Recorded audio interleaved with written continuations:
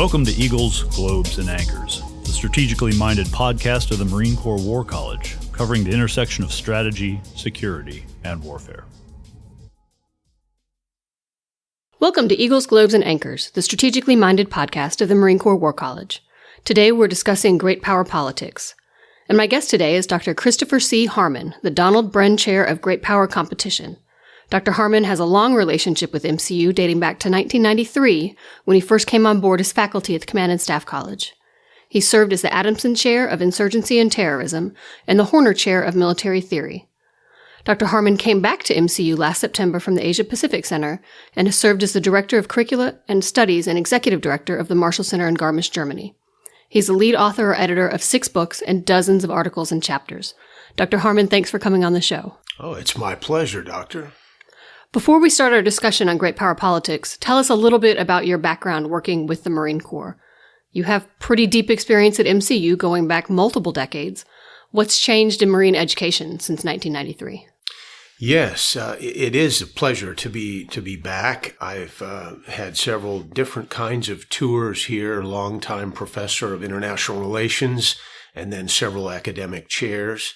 My last book with the Brookings Institution was co-authored with Randall Bodish, who's a Navy captain who I met teaching here at Command and Staff College in about 05-06. So many good memories. Yeah, what's new? I suppose a visitor first coming into that sort of issue would say the buildings. There's all kinds of wonderful new buildings, including Gray Center for Research, which I have an office in. I'm one of those who literally helped carry the library across the street from Dunlop Hall and help install it here in the Gray Research Center. So that was an exciting period of growth, and the infrastructure's only continued to grow. Things like McCuff is doing good work. The foundation supporting our university always has some new initiatives. The latest is a MCU Alumni Association, which you can find newly online. I suppose the numbers of things that have changed as an educator would see them are numerous. First of all, there was great emphasis about the time I got here on invigorating seminars. There had been more emphasis before on lectures and kind of time in the university, in the lecture halls, in student seats.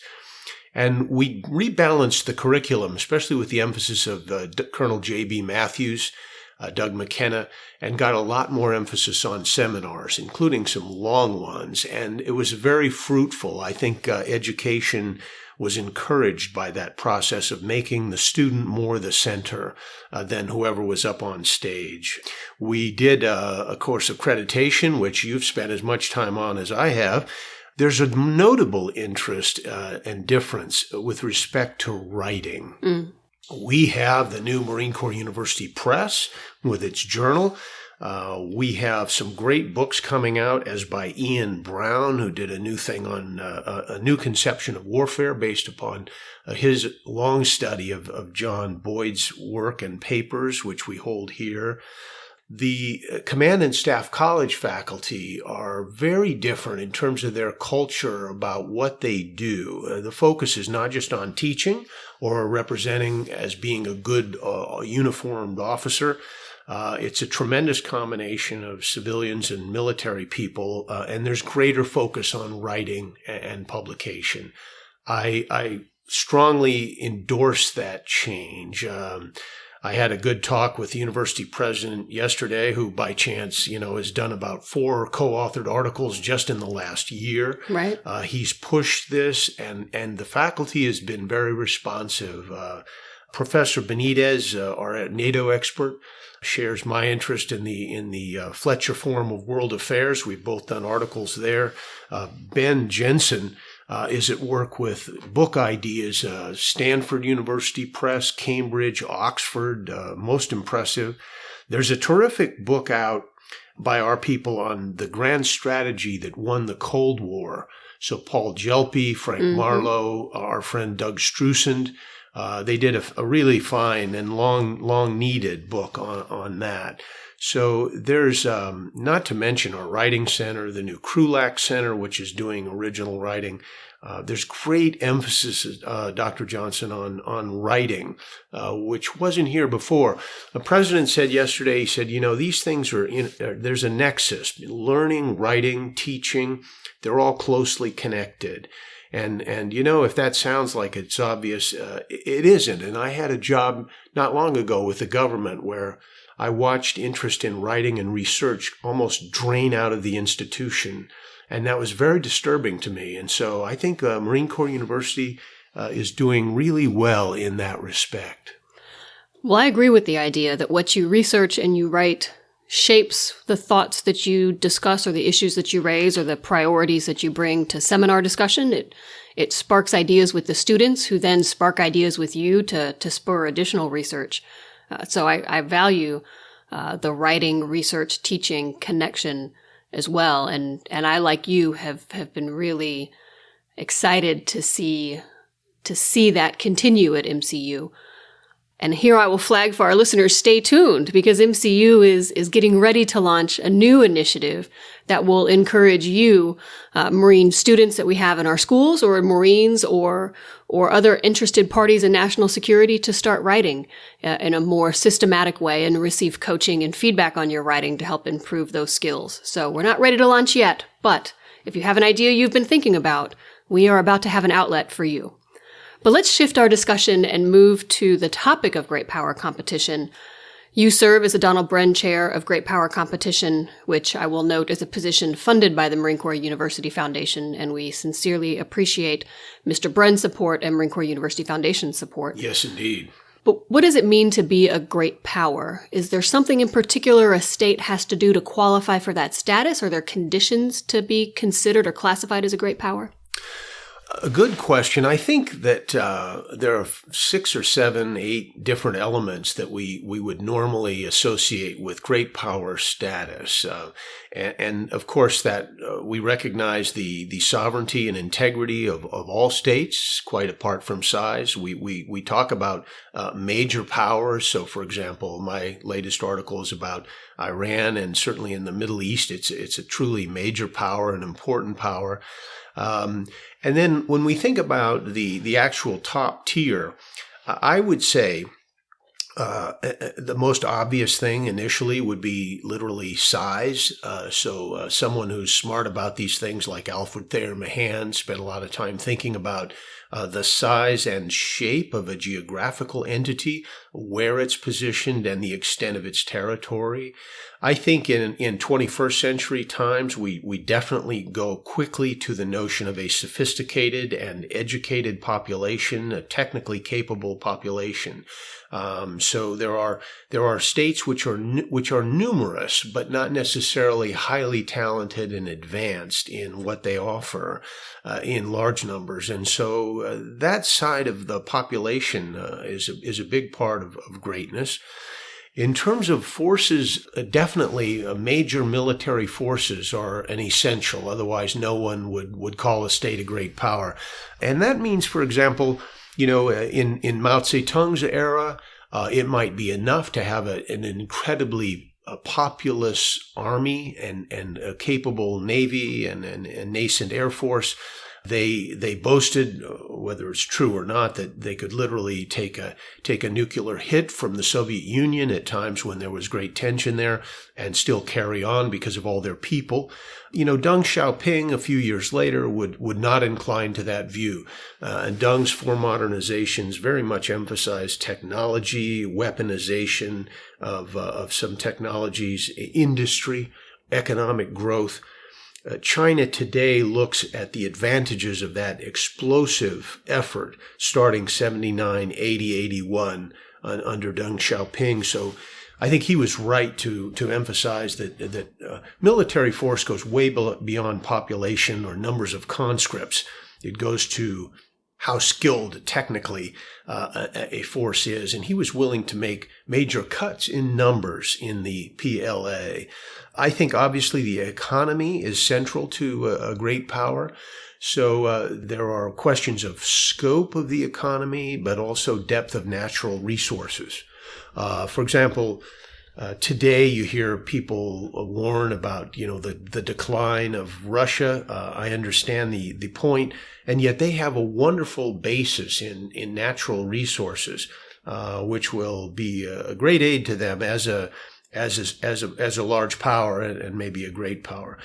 You have the question of nuclear weapons. That's almost obvious. Most lately, movement into space is not a small thing. I remember when China began putting up satellites, and there was concern that both Russia and China, or rather Soviets and Chinese, might eventually be able to take down our satellites by weaponizing space.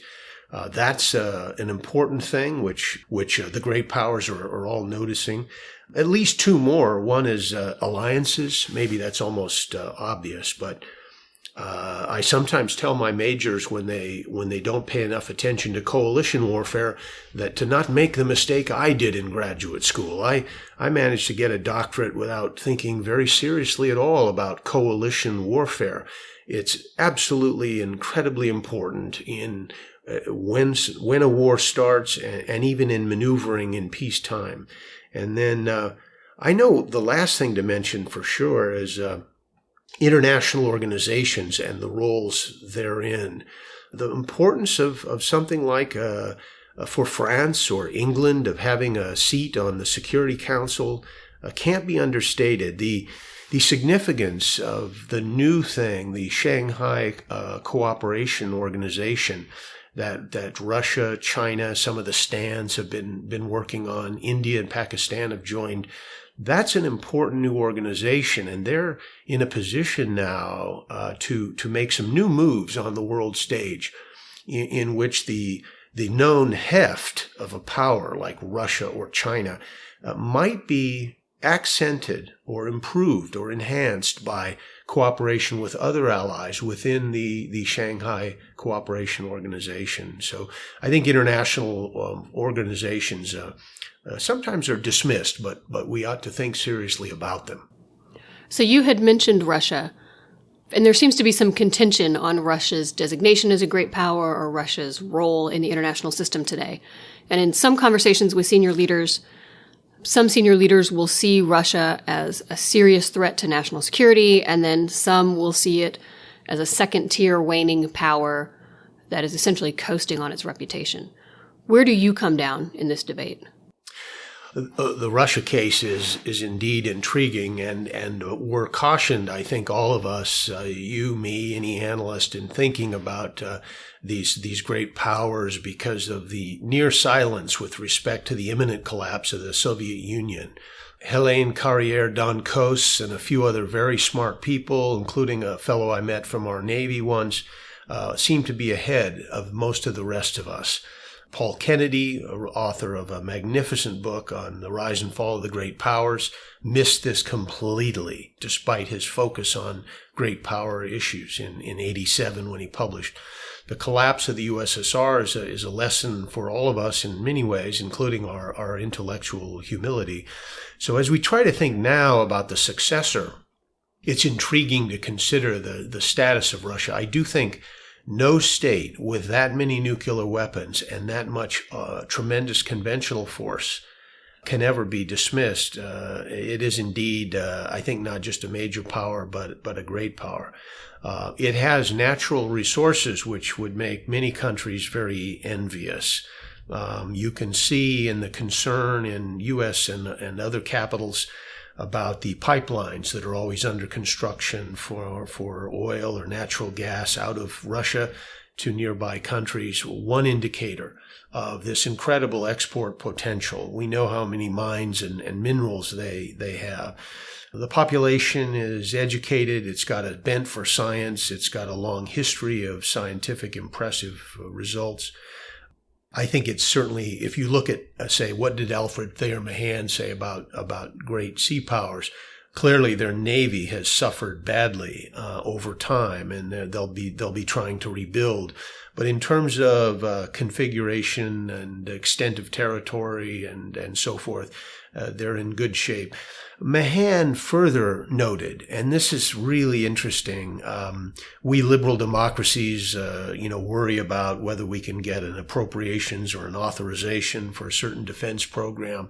Mahan made the observation in his wonderful 1890 book on the influence of sea power that despotic states have a certain advantage in being able to focus a state's resources over time and in a protracted way to develop something. So if you want to go to space, if you decide your Navy has been rusting at anchor and you want to dramatically improve it, a state like Russia's is able now to do that with a simplicity that more democratic states cannot.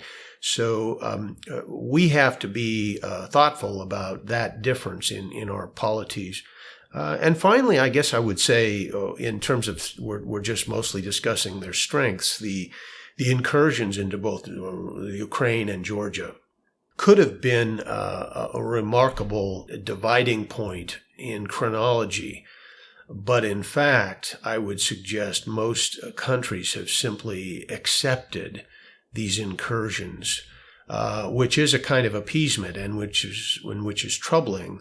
But that sort of outward pushing is notable and troubling and an indication of real power from Moscow.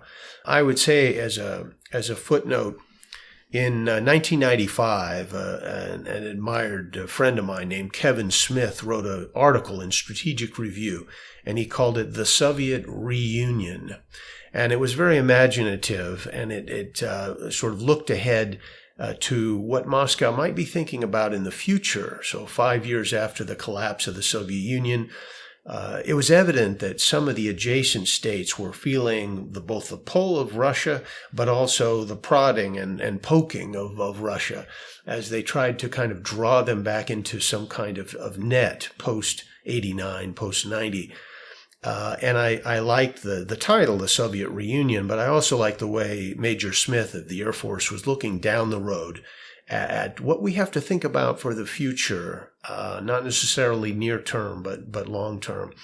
So Putin's Russia today is a formidable power, and I think has got to be closely watched. Maybe not with all the strengths of, say, China, but a formidable power. So you've recently published a piece on the Krulak Center blog about the U.S.-Iranian relationship. It would certainly be difficult to classify Iran as a great power, but in your analysis you draw this parallel with North Korea, that both countries' nuclear programs embolden them to essentially punch above their weight geostrategically. You had mentioned nuclear weapons as one of the criteria for great power status a few minutes ago. Are they a golden ticket to be treated as a great power, even if the state fails to meet the economic and military or social thresholds that we typically associate with great power status? Excellent question. I think my answer would be that the nuclear weapon by itself probably doesn't yield great power status. Coldly and kind of antiseptically, if North Korea were to make the wrong move, it could be snuffed out very quickly by regional rivals and outside powers. Its possession of a limited number of nuclear weapons is not an utter salvation, nor is it a ticket to great power status any more than it is for Israel. The two states, of course, couldn't be more different in terms of their comity with the international community. So, no, but I do think it will enhance Iranian power considerably. They already have an interesting combination of conventional and special forces. Their Navy and Marine Corps assets and Army in what they call Artesh are notable, hundreds of thousands of them, but they also have the Islamic Revolutionary Guards Corps, which is also extremely strong and which I looked at closely in this article. Between those conventional forces, their key position and their long history and strong culture of defying threats and making them both. I think Iran is a remarkable, strong regional state, but I would not say it is anywhere near great power status, and I would keep that position even if they make a couple of nuclear weapons. Your article also highlights the persistent role that Iran has played in sponsoring terrorism. We tend to think of terrorism as a strategy of the weak. What happens when a state with a strong track record of using terrorism also grows by, say, developing a nuclear weapons program? Do we have any historical examples that might guide our thinking? Right. The states that work with terror groups can be very disturbing entities. So the Soviet bloc, not just the Russians, but the Bulgarians, the Czechs, some of the others in that bloc, the East Germans, were working with sub-state actors overseas in ways that were often very damaging. One indication there that a strong state can use terrorism is surely as a sub-state actor. The Indian experience with Tamil militancy is valuable to study. I've spent a lot of time with that, not just the Tamil Tigers, the LTTE, but other Tamil factions had direct training experience in India, in places like Tamil Nadu, within the state, and also help in their foreign enterprises. India's support for Tamil militancy was a great blunder on India's part. I think they recognized that. They helped make, in effect, a kind of small civil war in the adjacent country, Sri Lanka. They then posted a peacekeeping force there as an attempt to clean up the mess they'd helped make. It was disastrous in all respects. Fortunately, the Sri Lankans have now defeated that insurgency, the LTTE. So states do use terrorists, and Iran has used them consistently. And I began studying terrorism in the end of the 70s, and Iran has always been right there among the top players in terms of international terrorism. I don't know that it'll affect, therefore, Tehran's policy when they don't acquire a nuclear weapon. But I can say that this is a big subject because Iran has lengthy and regrettable experience in using violence overseas. You know, for an American, we saw in the 83 bombings in Lebanon, we saw in the 96 attack on our Air Force at Khobar Towers in Saudi Arabia. We saw 2011-12, a plot in Washington, D.C. involving the Revolutionary Guards. We've seen the direct hand of Iran. I got interested, therefore, in writing this I guess it's 3,800 words for our Krulak Center website, because the United States decided in mid-April that the Islamic Revolutionary Guards Corps ought to be sanctioned directly as an entity in exporting terrorism. They had done it in the past, and now the U.S. was deciding to penalize them. So I wanted to review Iranian performance in this regrettable area, and also kind of look at the matter of sanctions and whether they could affect Iranian behavior. Do you think that the most recent round of sanctions will be effective? Is that enough to stymie their efforts? I think that sanctions have always been a questionable but also useful tool. They can be irritating to allies. For example, when we were trying to constrain behavior by the Nicaraguan Sandinistas, we irritated our Canadian friends with sanctions that had a secondary impact on trade by Canadian vessels. We're doing the same thing now with respect to Iran. We are primarily sanctioning the Guard, and as part of a continuing program of sanctions against Iranian entities, persons, and entities. But some of these sanctions effects will be secondary. There will be people, let's say, commercial interests in Bangladesh that we have good relations with now. They also maybe, let's say they trade with Iran. Once these sanctions bite, we will have reduced contacts with those Bangladeshi entities, as a made-up example. We have been on this track regularly.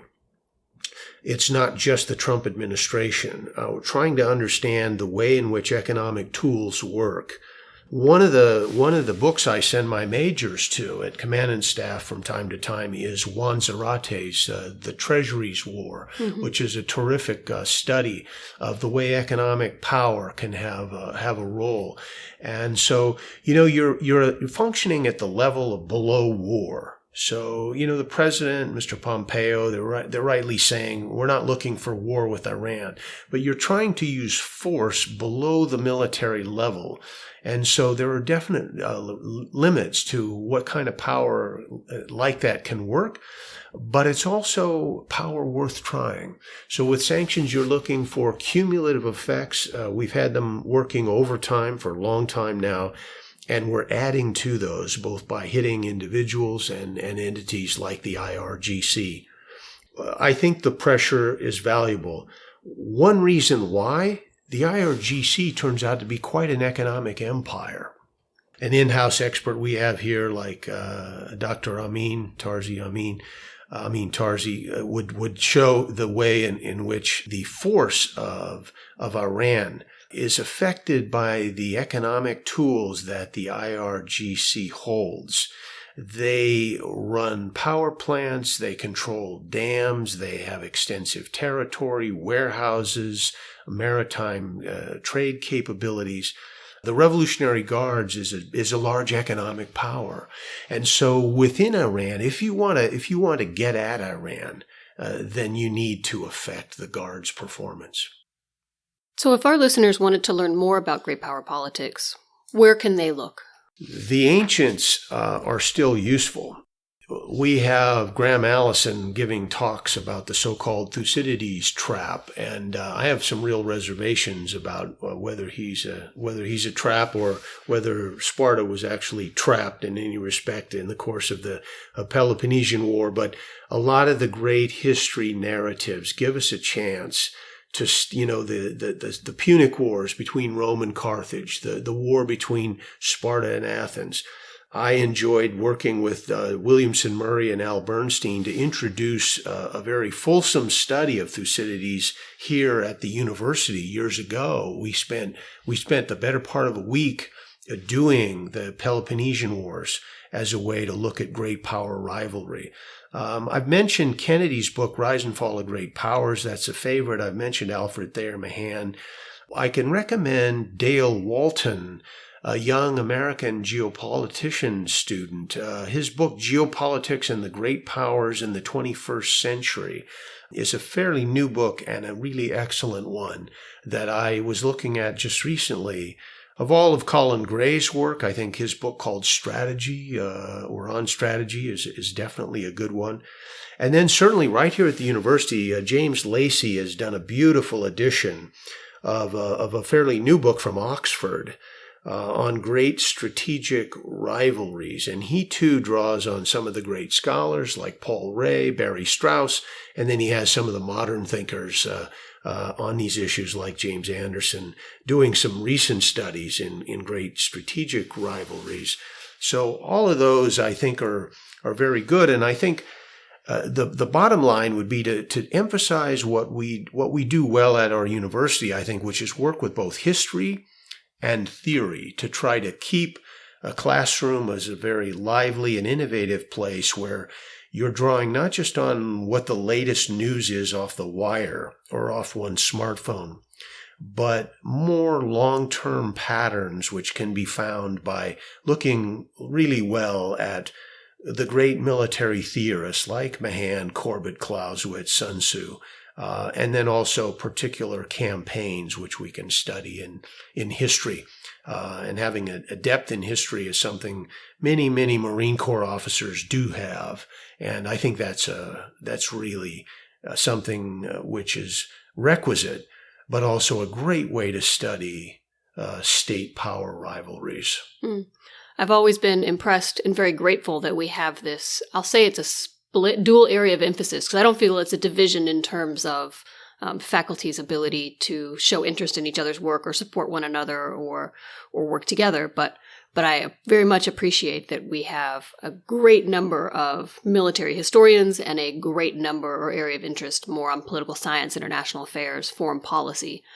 Because I think you're right, we can inform our contemporary discussions with theory that comes out of the political science community, but we can inform those discussions with a great depth of history and the wealth of historical case studies that our faculty have expertise in that we can draw from is much more meaningful than in a traditional political science department or a traditional history department. I feel like we can do more meaningful work by bringing those together. I agree. I always remember when we hired Dr. Doug Strucent here. It was right at a time when our country was beginning to almost obsess on Islam and what various Muslim actors had in mind overseas, both in terms of state powers and sub-state actors and terrorists. To bring in a fellow like that with a doctorate in Islamic thought and a book with Oxford, but also a guy fascinated by navies, well up on contemporary events, and you put a person like that into a seminar room with, let's say, a commander from the Navy or a lieutenant colonel of Marines. And it gives a seminar just a remarkable range. And I think the majors have got to be pretty excited about that kind of environment. And we do that really well here within the university, I think. So last question. What are you reading right now that our listeners should know about? And this doesn't have to be anything related to great power politics at all. Oh, well, I'm always reading some John Steinbeck, who has nothing to do with great power rivalries, but did serve the country like some of those novelists did during World War II by becoming quite expert on Russia as an ally at the moment, the Soviet Union, and by reporting on our men in battle. I think one relevant book would be, I've just gone through a second time, Unrestricted Warfare. When I was a course director here, and that book appeared in '99, I immediately put it into my syllabus. Two PLA colonels took a look at why 1991, the first Gulf War, was such a transformative event and what the world would learn from it. And they produced a most original work imaginable in this short book called Unrestricted Warfare, which goes in depth into how some new weapons and modes of warfare are certainly coming, and how special combinations of those by imaginative commanders and states will be potent in the future. So it isn't looking only at great powers, but it looks at how all powers get on and how war might change in the future. And they were wise enough to see the impact of something like a trade war. They went deeply into cyber issues, and it's kind of amusing to see Chinese authors talking a lot about Bill Gates. They talked about currency manipulation and some man they were interested in named George Soros. They talked about terrorism and this guy named Osama bin Laden. This is 2 years before 9/11, right? And they said, as we look down the road, we see a lot of continuities in warfare, like the significance of the armed helicopter and ground troops and all that. But what will be really interesting in the future is the way imaginative commanders combine known and unknown weapons of warfare and do things that we simply don't expect. And so unrestricted warfare has no official status in Chinese military thought, but it has prominence in an unofficial way. And I think that book, which is available in translation, is an excellent source on military thought. Great. Well, Dr. Harmon, thank you so much for coming on the show. To keep up with the good work of the Marine Corps War College, follow us on Instagram, Twitter, or Facebook at @McWarCollege. Follow Marine Corps University on social media at Marine Corps U. Welcome and thanks to our new producer, Lieutenant Colonel Mike Bren. You've got some big shoes to fill, but we have every confidence that you will. I'm your host, Becky Johnson. Thanks for listening to Eagles, Globes, and Anchors, the strategically minded, innovative podcast of the Marine Corps War College. This concludes the EGA podcast. Thank you for joining us. The views expressed in this podcast reflect those of the speakers and do not necessarily reflect the views, policies, or positions of the United States Marine Corps or the Department of Defense. You can follow the Marine Corps War College on Twitter Instagram, and Facebook at McWar College. And as always, our podcast music is Stuck in Traffic by Rivero. Have a great day.